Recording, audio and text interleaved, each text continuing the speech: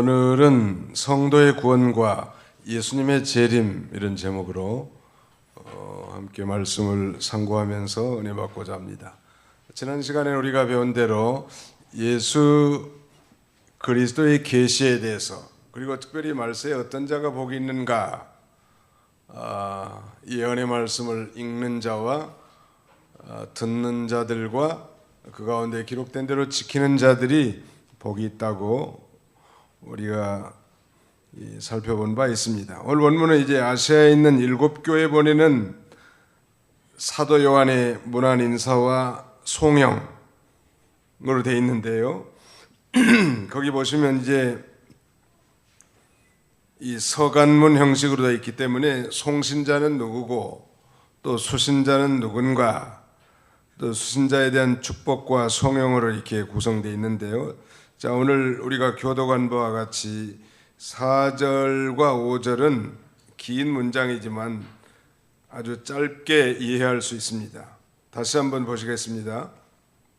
4절, 요한은 아시아에 있는 7교회에 편지하노니 이제도 계시고 전에도 계셨고 장차 올실 이와 그의 보좌 앞에 있는 7 영과 또 충성된 증인으로 죽은 자들 가운데서 먼저 나시고 땅의 임금들의 머리가 되신 예수 그리스도로 말미암아 은혜와 평강이 너에게 있기를 원하노라. 우리를 사랑하사 그의 피로 우리 죄에서 우리를 해방하시고. 문장이 긴 것 같습니다만 간단하게 요약한다면 성부와 성자와 성령, 즉 삼위 하나님께서 아시아 7교회에 말하자면 이 주 예수 그리스도와 주 예수 그리스도 안에서 은혜와 평강이 있기를 이렇게 기원해 주는 거예요. 그런데 성부 하나님에 대해서는 이렇게 쓰여 있습니다. 4절에 이제도 계시고 전에도 계시고 장차 오실리 이렇게 되어 있고요. 성령 하나님에 대해서는 그의 보좌 앞에 있는 7 영, 즉 하나님의 보좌 앞에 있는 7 영으로 표현되어 있고요. 성자 하나님에 대해서는 5절에 충성된 증인으로 죽은 자들 가운데서 먼저 나시고 땅의 임금들의 머리가 되신 예수 그리스도로 말미암아 그랬는데, 바로 이 땅의 임금들의 머리가 되신 분, 즉 말하자면 성부와 성자와 성령의 이름으로 사도 요한이 지금 소아시아, 지금의 이 터키 지역에 있는 아시아 7개 교회에 문안 인사를 하고 있단 말이에요. 이게 편지를 보낸 자는 사도 요한이고 그 편지의 수신자는 소아시아의 7교회고, 우리가 이제 살펴보겠지만 2장 3장에서 이제 아시아의 7교회가 나타났죠.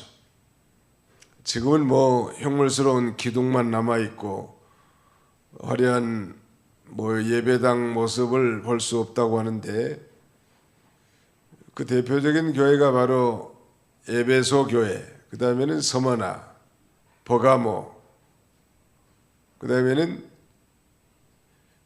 사대, 그 다음에는 빌라델비아, 그 다음에 라오디게아, 뭐가 하나 빠진 것 같아. 두아디라, 에서버두 사빌라. 한번 더 합시다. 에서버두 사빌라. 뭔 소리요? 에서봐도 다 싸빈다는 거예요. 에베소, 서머나, 버가모, 두아디라, 사대, 빌라델비아, 라오디게아, 그 첫자만 떠가지고 에서버두 사빌라. 에서봐도 쓸데없다는 거예요. 아무튼 에서봐도 뭐예요? 사빌라라니까. 그 7개 교회에다 편지를 보내는데, 그 편지의 서문에 우리는 바울의 그 서신서에 보면 하나님 아버지와 우리 주 예수 그리스도 안에서 은혜와 평강이 있기를 간구하노라, 보통 이런 표현인데, 사도 요한도 이 서간문에서 성부, 성자, 성령을 언급하는데 그 형용사적 수식어를 길게 해놨기 때문에 우리가 이해하기가 좀 어렵습니다만, 성부에 대해서는 이제도 계시고 전에도 계시고 장차 오실 이로, 성령에 대해서는 그의 보좌 앞에 있는 7 영으로, 성자에 대해서는 충성된 증인으로, 죽은 자들 가운데서 먼저 나시고 땅의 임금들의 머리가 되신 분으로, 이렇게 길게 써졌을 뿐이지 성부와 성령과 성자의 이름으로 이 소아시아 7 교회에 은혜와 평강이 있기를 기원해 준 거예요. 오늘 우리 도봉교회 우리 모든 성도님들도 하나님 우리 아버지와 또 성령님과 주 예수 그리스도 안에서 여러분들과 여러분들의 가정 안에 하나님의 은혜와 평강이 충만하시기를 기원합니다. 이 은혜와 평강이 충만하는 게 아주 중요하다는 거예요. 은혜라고 하면 구체적으로 흉악한 죄인들을 값없이 구원해 주신 놀라운 구원의 은혜라고 할 수 있겠고요. 평강은 예수 그리스도가 화평의 제물로서 하나님을 멀리 떠난 하나님과 우리 인간 사이에 소위 평화의 제물이 돼서 하나님과 화목하게 됐고, 그 결과로 말미암아 우리 심령 속에 놀라운 영적인 평강으로 충만하도록 기원해졌단 말. 아담의 범죄로 말미암아 우리가 하나님과 원수가 됐고, 사실은 그 영혼이 죽었던 우리를 예수 그리스도의 화목제물, 화평제물로 말미암아 하나님과 화목하게 됐기 때문에 그 구원의 결과로 말미암아 우리 속에 평화가 넘치는 거예요. 오늘 믿지 않는 사람들도 평화를 많이 외치긴 합니다만, 그 평화는 다분히 휴먼 피스라고 할 수 있습니다. 인간적인, 인본주의적인 휴머니즘 피스, 인본주의적인 평화를 추구하는 거예요. 근데 결국 이 인본주의적 평화라는 건 다 무너지는 거예요. 진정한 평화와 평강을 누릴 수 있는 비결은 예수님을 자신의 구주로 영접하고 하나님과 화목하게 되고, 내 심령이 화목하고 또 이웃과 평화하는 그런 평화가 진정한 평화고, 다시 말씀드리면 복음 안에서의 평화가 진정한 평화예요. 왜 마음이 평안하십니까? 라고 질문한다면 나는 예수 믿기 때문에 평안합니다, 이렇게 대답해야 100점이에요. 제가 질문 한번 해볼게요. 저는 언제나 답을 먼저 가르쳐주고 질문해요. 참으로 인자하신 목사예요. 여러분들은 왜 그렇게 마음이 평안하십니까? 예수님을 믿기 때문에 평안하다는 말, 아주 쉬운 대답이지만 진정한 은혜를 깨닫지 못한 사람이라면 대답할 수 없는 말이죠.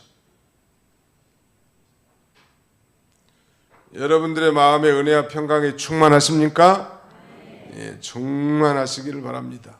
아주 간단한 인사 같지만 그렇게 사도 요한도 장차 예수 그리스도의 재림에 대한 이 중대한 계시를 전파하기에 앞서서 소아시아에서 믿음으로 말미암아 고난당하는 많은 그리스도인들에게 그야말로 하나님의 은혜와 평강이 충만하도록 기원해 준 것이죠.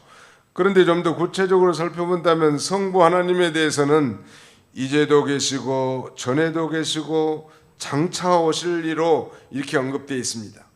여기 한번 읽어주시죠. 출애굽기 3장 14절. 출애굽기 3장 14절 읽으시기 바랍니다. 하나님이 모세에게 이르시되 나는 스스로 있는 자이니라.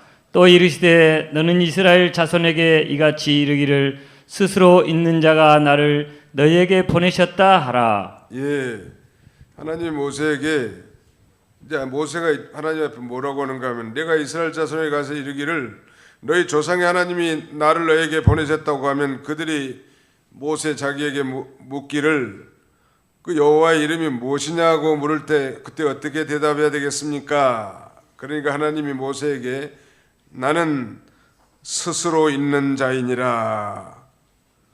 I am who I am. 나는 스스로 있는 자니라. 다시 말씀드리면 우리 하나님은 이제도 계시고 전에도 계시고 장차 오실 이신 영원 자존자이시다, 그런 뜻입니다. 이게 바로 성부 하나님의 칭호로 하나님의 절대적인 속성인 영원성, 불변성, 선제성, 이걸 강조하는 것인데요. 우리도 이걸 믿는다면 우리 하나님은 언약을 끝까지 지키시는 신실하신 하나님으로 인하여 우리가 위로를 받을 수 있고요. 이런 하나님을 믿는다면 어떤 환난과 핍박, 고난 가운데서도 당당하게 우리가 이겨나갈 수 있겠죠. 그 다음에 성령 하나님은 일곱 영으로, 그 보좌, 하나님의 보좌 앞에 있는 일곱 영으로 표현되어 있는데, 일곱이라는 숫자는 완전수를 가리킵니다. 완전수. 칠수는 완전수라는 말.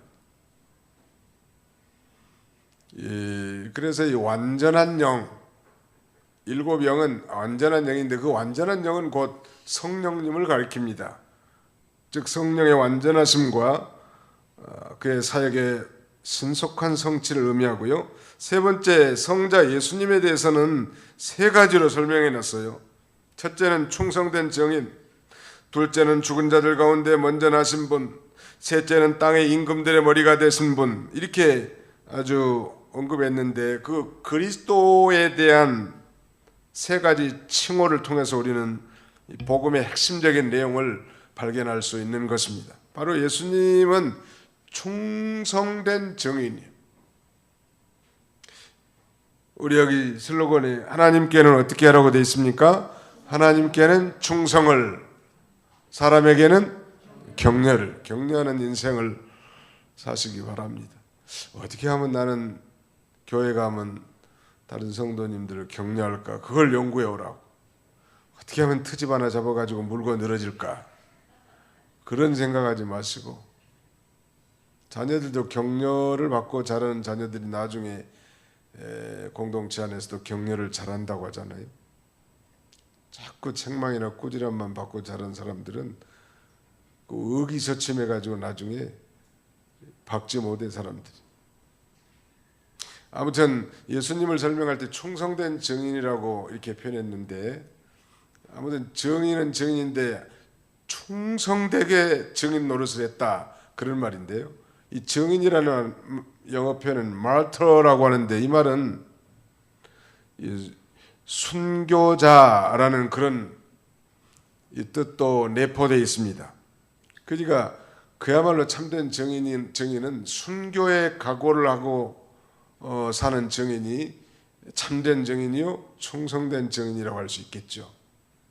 예수님은 하나님, 성부 하나님과 동등된 권능과 영광을 가지신 분이시지만 성자의 위치로서 성부 하나님의 뜻을 충성되게 다 순종하신 분이, 죽기까지 십자가를 지시고 구속을 성취하시고 모든 율법을 순종하여 의를 이루시고 믿는 자들에게 다 의의 겉옷을 입혀주셨단 말. 충성된 분. 교회 안에서도 중요한 일꾼들 세울 때는 충성된 분을 세웁니다. 사람이 좀 부족할 수도 있고 허물도 있을 수 있지만 아무튼 충성된 사람이 돼야 돼. 우린 다 증인 아니요.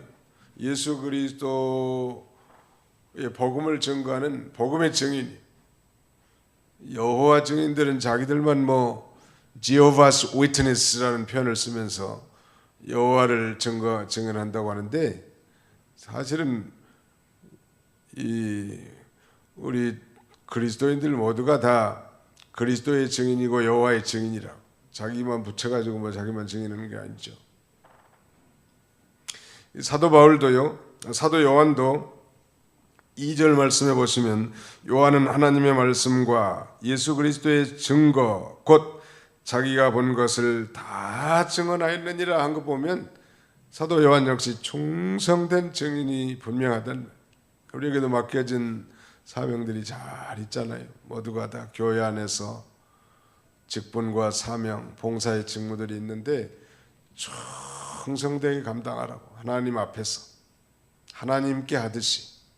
에이, 기분 나쁘니까 나는 오늘 안 해, 오늘 기분 좋으니까 열심히 해, 그러지 말고 충성되게 우리의 직무도 감당하고 복음의 증인의 삶을 살아야 할 것입니다. 그 다음에는 죽은 자들 가운데서 먼저 나신 분, 우리가 다 배운 대로 예수 그리스도는 잠자는 자들의 첫 열매, 즉 부활의 첫 열매가 되셨고, 그리고 땅의 임금들의 머리가 되신 분입니다. 장차 이 세상을 이제 재림하실 주님이 이 땅에 오시면 이 세상을 다 심판하시고 이제 만왕의 왕으로서 온 세상을 다 통치하고 다스리게 될 것을 우리에게 교훈해 주신 것입니다.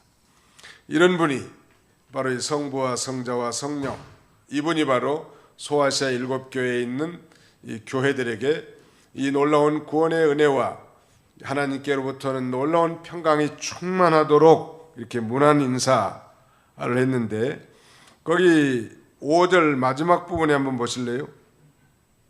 5절 마지막 부분에 우리를 사랑하사 그의 피로 우리 죄에서 우리를 해방하시고 그랬는데, 한번 따라서 합시다. 우리를 사랑하사 그의 피로 우리 죄에서 우리를 해방하시고. 우리 성도의 구원이야말로 구원의 동기가 뭐냐면 바로 사랑이에요. 하나님이 우리를 사랑해서 구원해 주신 거예요. 하나님이 세상을 이처럼 사랑하사 독생자를 주셨으니 이는 저를 믿는 자마다 멸망치 않고 영생을 얻게 하려 하심이니라. 하나님이 우리를 어떻게 사랑하셨는가? 독생자를 주기까지 우리를 사랑하신 하나님. 우리가 아직 죄인 되었을 때 그리스도께서 우리를 위하여 죽으심으로 하나님께서 우리에 대한 자기의 사랑을 확증하셨느니라. 우리 성도의 구원의 동기는 바로 사랑이요, 허물과 죄로 죽은 우리를 구원하심에 있어서 하나님의 크신 사랑이 아니라면 불가능하니라니요. 두 번째, 우리 구원의 방법이 무엇인가? 거기 중간쯤 보면 우리를 사랑하사 그 다음에 그의 피로 In His blood, in Jesus Christ's blood, 예수 그리스도의 피로, 이건 바로 우리 구원의 방법, 어떻게 우리를 구원해 주셨는가? 예수 그리스도의 피로 우리를 구원해 주신 거예요. 그래서 이 피에 대한 신앙을 확실히 가지고 있어야 된다. 아니, 우리 기독교는 피가 강물처럼 흘러야 되고, 우리 성도의 심령 속에 예수님의 피가 묻어 있지 않다면 그건 하나님의 심판의 대상이. 과거에 저 이스라엘 백성들이 애굽에서 출애굽할 때 마지막 재앙인 장자재앙에서 그 문인방에 양의 피가 묻지 않은 집을 다 심판했던 것처럼, 오늘 이 시대에도 이 예수 그리스도를 믿는 자는 그 심령에 예수님의 피가 묻어 있어야 돼. 여러분들의 심령 속에 예수님의 피가 묻어 있습니까? 예, 묻어 있어야 된다. 피는 곧 생명을 가리킵니다. 육체의 생명은 피에 있나니 내가 이 피를 너희에게 주어 단에 뿌려 생명을 속하게 하였나니 생명이 피에 있으므로 피가 죄를 속하느니라. 바로 예수님의 피로 말미암아 우리가 구원받은 거요. 그러므로 형제들아, 우리가 예수의 피를 힘입어 성소에 들어갈 담력을 얻었나니 이는 우리를 위하여 이루어놓으신 이 새롭고 산 길이요 휘장은 저의 육체니라. 예수님의 피가 바로 우리 구원의 방법이라는 것. 우리 찬송가에 나의 죄를 씻기는 예수의 무엇밖에 없네, 피밖에 없죠. 베드로전서 1장 보실까요? 베드로전서 1장 18절로 19절 한번 읽어주세요. 베드로전서 1장 18절로 19절. 마이크를 조금 떼세요. 목소리가 좋으시죠. 너희가 알거니와 너희 조상이 물려준 헛된 행실에서 대속함을 받은 것은 은이나 금같이 없어질 것으로 된 것이 아니요 오직 흠없고 점없는 어린 양 같은 그리스도의 보배로운 피로 된 것이니라. 예, 우리가 대속함을 받은 건 뭘로 된 거예요?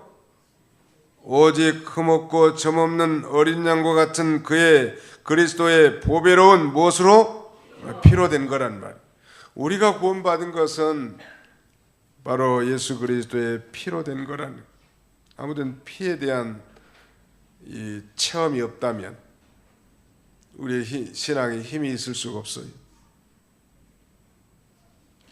이 율법을 따라 거의 모든 물건이 피로써 정결케 되나니 피가 없이는 사함이 없느니라. 예수님의 이 피로 말미암아 우리가 구원받은 것. 이 구원이라는 것은 죄에서의 구원이라고 그랬죠. 아들을 낳으린 이름을 예수로 하라. 이는 자기 백성을 저희 죄에서 구원할 자이심이라. 죄를 씻어주는 건 오직 피밖에 없어. 죄를 씻어주는 것, 죄를 씻어주는 세제는 오직 예수님의 피밖에 없습니다. 그러므로 우리 성도의 구원의 방법은 예수 그리스도의 피라는 것. 세 번째, 우리 성도의 구원의 목적은 무엇일까요? 거기 5절 하반절에 보면 우리를 사랑하사 그의 피로 우리 죄에서 우리를 해방하시고 6절 그의 아버지 하나님을 위하여 우리를 나라와 제사장으로 삼으신 그에게 영광과 능력이 세세토록 있기를 원하노라. 아멘. 우리를 죄에서 해방시키려고 구원의 목적이 그것이에요. 그래서 하나님 아버지를 위해서 우리를 하나님의 나라와 제사장으로 삼으시려고 우리를 사랑하사 그의 피로 우리를 구원해 주신 거예요.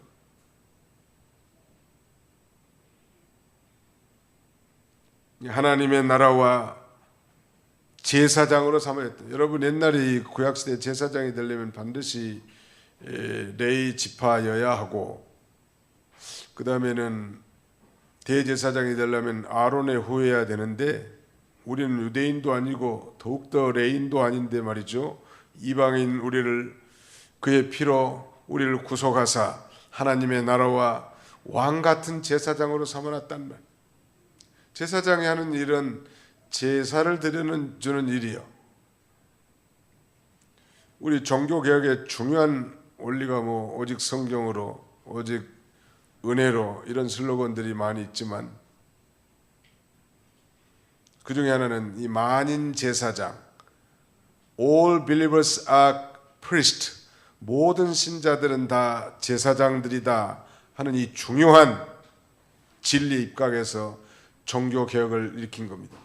그러니까 이 프리스트란 이 명사는 제사장으로 제가 번역했지만 다른 말로 하면 사제들 이렇게 번역할 수 있고 더 쉽게 말하면 신부들 이 말이에요. 모든 믿는 사람들은 신부님들이라는 거예요. 그야말로 천주교 로만 캐톨릭을 향한 개신교들의 그야말로 성경적 반박은 저들로 하여금 정말 열받게 만들어 놓은 거 아니에요?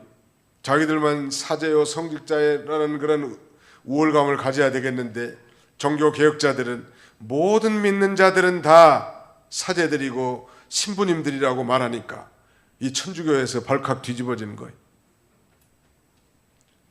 발칵 뒤집어질 필요 없어. 그건 사실이니까.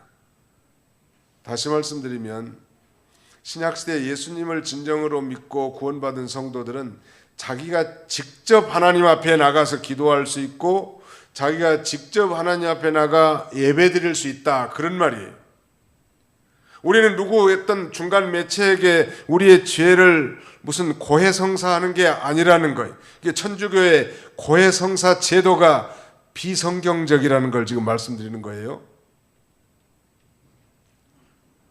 참 아이러니한 것은 고해성사를 받은 신부님이 그 비밀을 천당 갈 때까지 고이고이 간직해야 되겠는데 종종 매스컴이 한 번씩 나와. 인간이기 때문에 신부님도. 우리는 그렇게 할 필요 없어. 목사님에게 무슨 상담을 통해서 상담은 좀 할 수 있겠지만 목사님을 통해서 하나님 앞에 나가는 거 아니에요.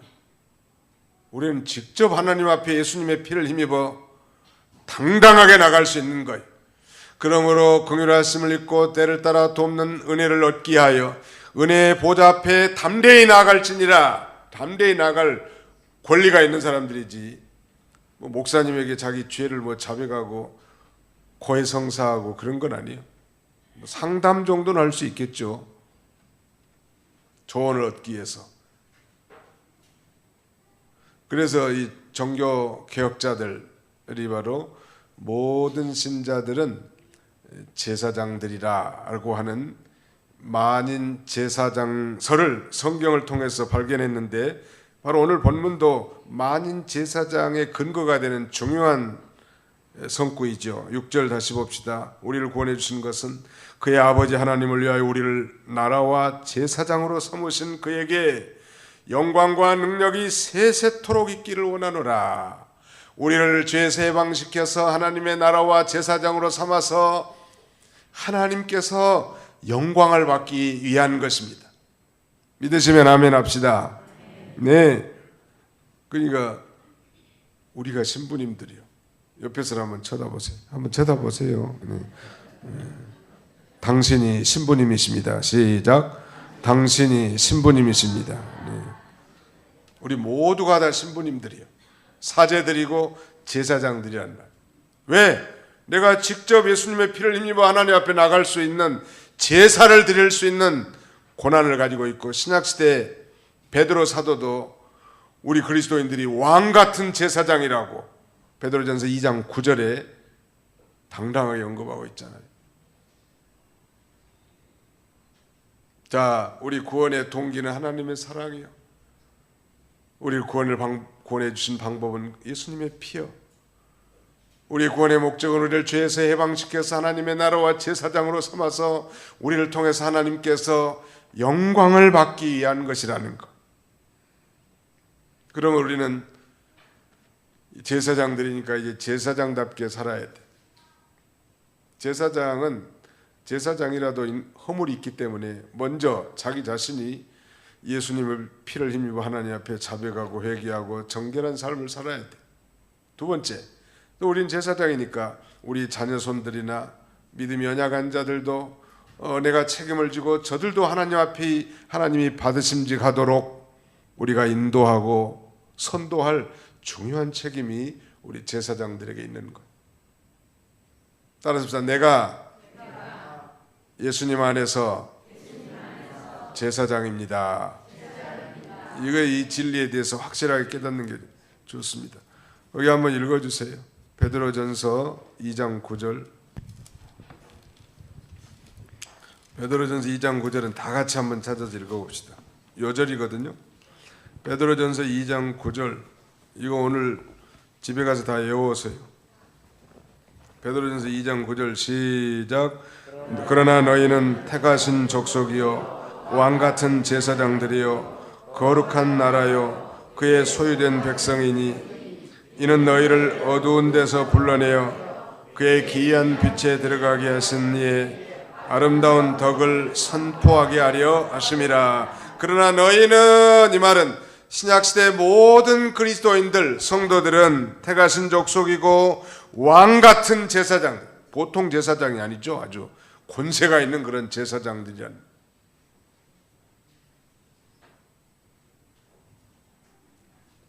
제사장 노릇, 모든 분은 그렇게 얘기한 사람이, 오늘 목사님이 제사장이라고, 그러니까 11조 낸 건 다 목사님이 가져가야 된다고 상당히 그럴듯하게 얘기하지만 잘못 깨달은, 모두가 다 제사장들이. 우리는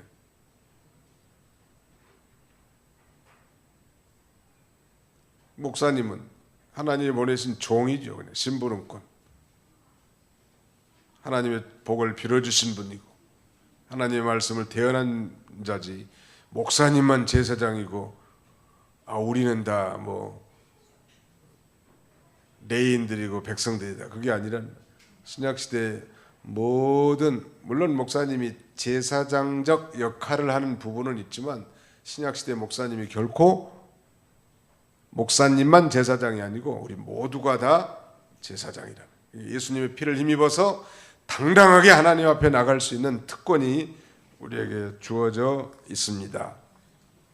자, 그 다음에 7절 8절 다 같이 읽어봅시다. 시작. 볼지어다 그가 구름을, 다시 7절로 8절 시작. 볼지어다 그가 구름을 타고 오시리라.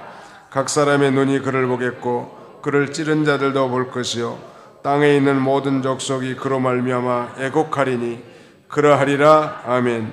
주 하나님이 이르시되 나는 알파와 오메가라 이제도 있고 전에도 있고 장차 올 자요 전능한 자라 하시더라.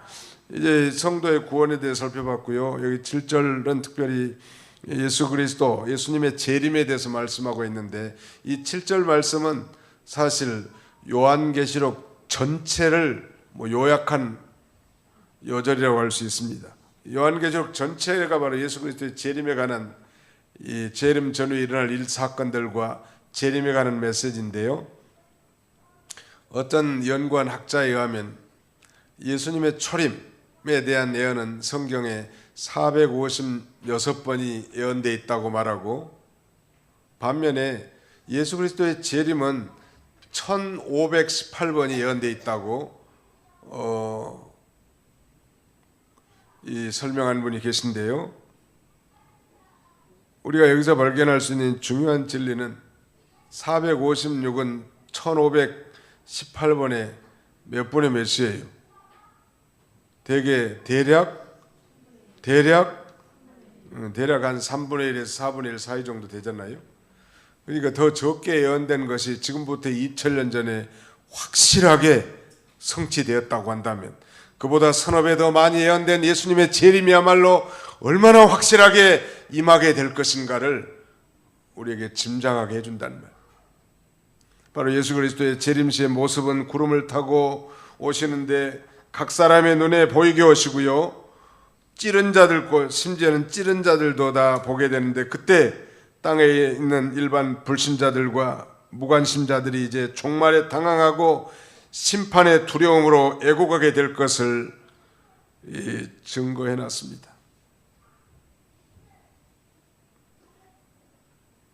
그러하리이다. 아멘. 반드시 그렇게 될 줄 믿는다는 거예요. 예수님의 재림을 진정으로 믿는다면 우리의 현실의 삶이 좀 변화가 있어야 마땅하잖아요. 재림 따로 내 인생 따로가 아니고 정말 예수님에 대한 재림에 대한 소망이 있는 사람이라면 현재 우리의 삶이 정말 재림을 준비하는 슬기 있는 다섯 처녀와 같이 이 기름 준비, 진리와 영감의 영적 실력을 길러나가는 그런 자가 되어야 마땅할 것입니다. 다른 성경에 보면 예수님의 이 재림 때 호령과 천사장의 소리로 오시고 하나님의 나팔 소리와 함께 오시고 능력과 큰 영광과 함께 오시고 수많은 성도와 함께 오시고 도적같이 오신다고 여러 군데 이렇게 언급해 놨습니다. 앞으로 이제 계속 반복되겠지만 바로 예수 그리스도의 이 재림에 대한 우리가 소망을 바라보고 이 땅에서도 재림 준비를 잘해서 영광 가운데 우리 주님을 만나는 그런 저와 여러분들이 다 되시기를 주님의 이름으로 축원합니다. 거룩하신 하나님 감사합니다. 3일 동안도 주의 은혜 가운데 붙들어 주시고 오늘도 이 거룩한 공적 예배에 사랑하는 성도들 온건 각지에서 불러 모으시고 함께 예배할 수 있도록 은혜 주심을 감사합니다. 우리는 택하신 족속이고 참으로 왕 같은 제사장이라고 배웠사오니 제사장답게 이제 날마다 예수님의 피를 의지하여 회개하고 예수님의 피를 힘입어 당당하게 하나님 앞에 나가 믿음 생활하고 나 자신뿐만 아니라 우리 가족들, 연약한 지체들, 우리의 자녀손들, 저들도 하나님이 받으심직한 제물이 되도록 잘 인도하는 사제의 역할을 감당할 수 있는 저희들이 되게 해주시기를 원합니다.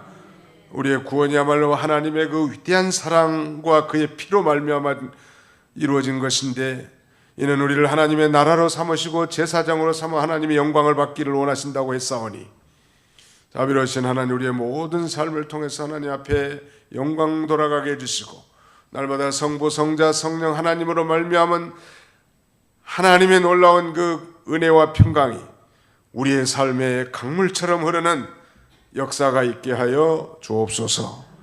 예수님의 이름으로 기도하옵나이다. 아멘.